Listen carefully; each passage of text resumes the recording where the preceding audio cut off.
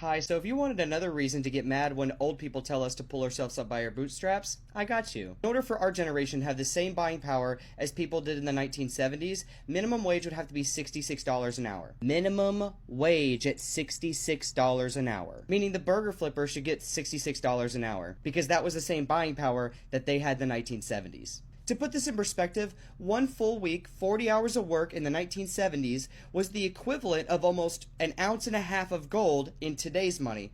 Do you know how much that would be worth? That's almost $6,000 worth of gold for 1 week of work at minimum wage in the 1970s. So if they had no other expenses, they could buy almost an ounce and a half of gold for 1 week of work, equivalent to $6,000 a week in buying power in today's money. So when they tell us to cancel our Netflix, to stop eating avocado toast, to stop getting our frappuccinos, and then we'll be able to afford a house, I want you to tell them that statistic. Because in order for us to do what they did, at minimum wage, we would have to work over 800 hours to afford an ounce and a half of gold. And they were able to do that with 40 hours of work. So no, my generation isn't lazy. You guys had everything handed to you, and then you pulled up the ladder behind you. We would have to work 200% more than you had to in the 1970s. But we're the lazy ones. When you're the generation that could have gone to Harvard and come out debt-free if you had a minimum wage job. And we could work 120 hours a week at a minimum wage job and still not come out of Harvard debt-free. You call us entitled when all we want is the same opportunity you had. My grandparents bought their house for $30,000, and that house is worth over $230,000 now.